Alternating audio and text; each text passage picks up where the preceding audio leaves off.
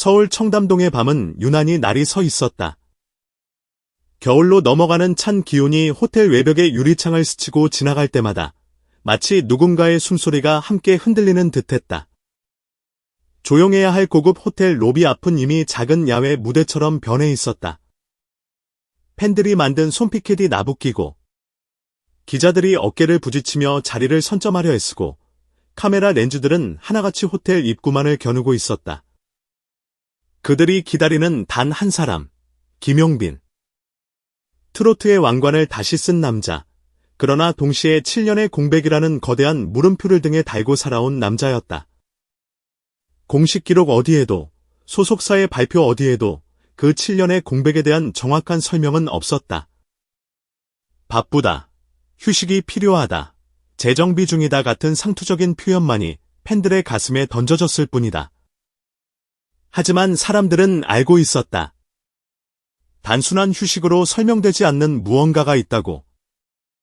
오늘 밤 청담동의 이 호텔이 특별한 이유는 바로 거기에 있었다. 비공개 초호화 행사, 한정된 인원, 초대받은 사람들만 드나드는 이곳에 김용빈이 모습을 드러낸다는 사실, 그리고 그가 혼자가 아닐 것이라는 불길한 예감이 결합되며 공기는 점점 더 무거워졌다. 7시 48분, 기다림이 막 한계를 넘어서려는 순간 호텔 정문 앞이 파도처럼 갈라졌다. 검은색 캐딜락 한 대가 조용히, 그러나 묘하게 위압적인 기운을 풍기며 멈춰 섰다. 그 순간 로비에 있던 모든 이들의 시선이 한 점으로 빨려 들어갔다. 기자들은 플래시를 들고 일제히 앞으로 쏠렸고 팬들의 휴대전화 화면에는 실시간 방송 아이콘이 동시에 켜졌다. 차 문이 열리기도 전에 누군가는 이미 중얼거렸다. 온다. 진짜로 오는 거야. 그리고 천천히 차 문이 열렸다. 실버 그레이 톤의 최고급 수트가 먼저 눈에 들어왔다. 그 옷을 입고 있는 사람이 누구인지 확인하기도 전에 사람들의 가슴은 본능적으로 먼저 반응했다. 다음 순간 익숙하면서도 낯선 실루엣이 차에서 내렸다. 김용빈이었다. 조명 아래로 드러난 그의 얼굴은 화면 속에서 보던 그 모습보다 한층 더 날카롭고 또 한층 더 깊었다. 자연스럽게 넘긴 블랙 헤어, 카메라를 향해 고개를 돌릴 때마다 번지는 단정한 턱선, 그리고 어딘가 결심이 서 있는 듯한 눈빛.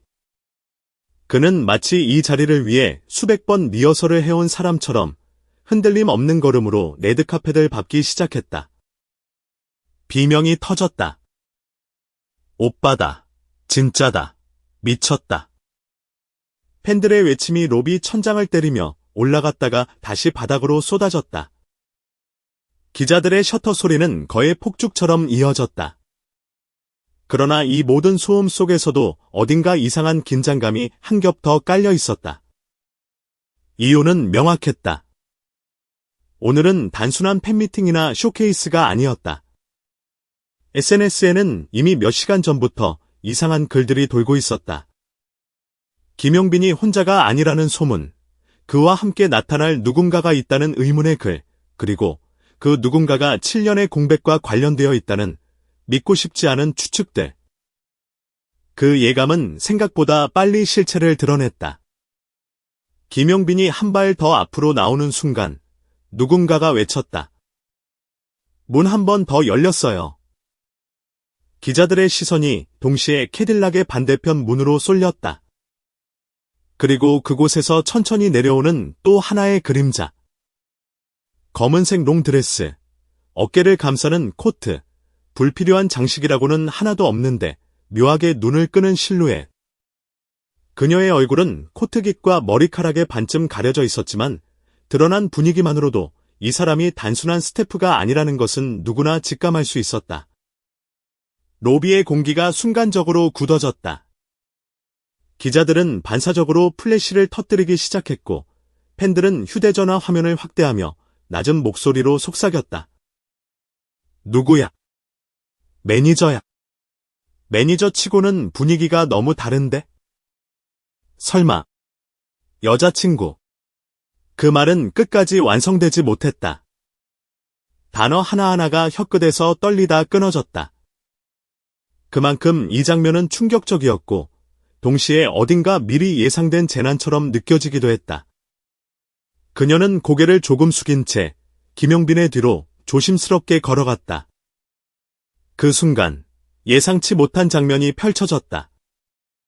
김용빈이 아주 자연스럽게 마치 수십 번 똑같은 동작을 반복해온 사람처럼 그녀를 향해 손을 내밀었다. 카메라에 찍히지 않도록 조금 몸을 기울이며 그의 손은 그녀의 어깨 쪽으로 가볍게 뻗었다. 보호하듯, 감싸듯, 그리고 익숙하게. 잠깐의 눈맞춤, 짧은 숨 고르기, 말로 표현되지 않은 수많은 감정들이 그 몇 초 사이를 채웠다. 질문이 폭발했다. 김용빈 씨, 동행하신 분은 누구입니까? 공식적인 관계입니까? 새 프로젝트와 관련된 인물인가요? 열애설 인정하시는 겁니까? 그러나 김용빈은 묵묵히 웃기만 했다. 내내 인터뷰에서 보이던 그 특유의 부드러운 미소였지만 오늘만큼은 어딘가 결연한 기색이 섞여 있었다. 그는 한마디도 하지 않았다. 침묵은 때로는 대답보다 더 큰 파문을 만든다. 오늘 그 침묵은 치명적인 유혹이 되어 로비 전체를 감싸기 시작했다. 행사장 안으로 들어가기 직전 여인은 잠시 걸음을 멈추고 주변을 둘러보았다. 플래시와 시선과 기대와 의심이 한꺼번에 쏟아지는 공간. 그녀의 손끝이 코트 자락을 꽉 움켜쥐었다. 긴장, 두려움, 망설임이 한꺼번에 굳어지는 듯한 순간.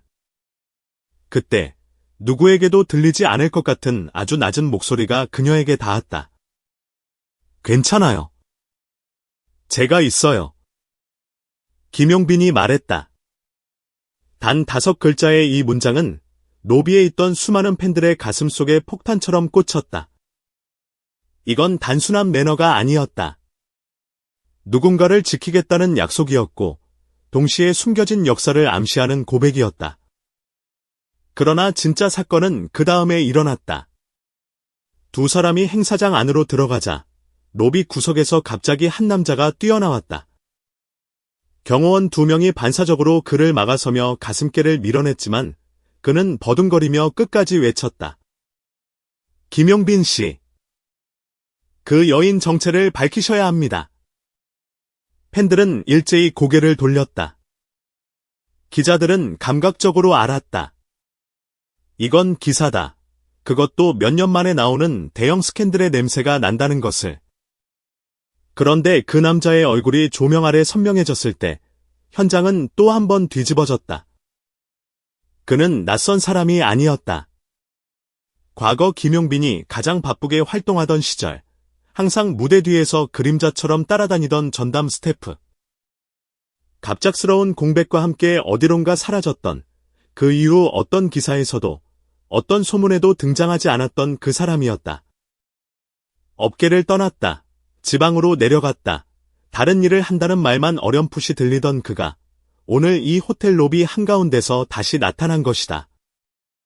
경호원들은 그를 끌어내리려 했지만 그는 필사적으로 몸을 버텼다. 그리고 거의 절규에 가까운 목소리로 외쳤다. 그분, 왜 돌아온 건지 팬들은 알아야 합니다. 그냥 동행자가 아니라고요. 7년 전 김용빈 씨가 사라졌던 그 이유 때문이었잖아요. 공기가 얼어붙었다. 기자들의 손이 떨리며 카메라를 잡고 팬들의 입술이 아무 말도 하지 못한 채 벌어졌다. 7년 전, 그 이유. 누구도 정확히 말하지 못했고 누구도 제대로 묻지 못했던 바로 그 공백의 중심을 한 남자가 생방송처럼 폭로하고 있는 것이었다. 그의 목소리는 점점 더 거칠어졌다. 그분은 당신의 경력을 송두리째 흔들었던 그 사건의 중심 인물이잖아요. 그 말이 떨어지는 순간 미스터리 여인의 얼굴이 순식간에 하얗게 질렸다. 김용빈은 즉시 그녀 앞으로 한 걸음 내딛었다. 방금 전까지 팬들을 향해 미소를 짓던 눈빛이 완전히 달라져 있었다. 그곳에는 트로트 가수의 온화함도 예능인으로서의 여유도 없었다.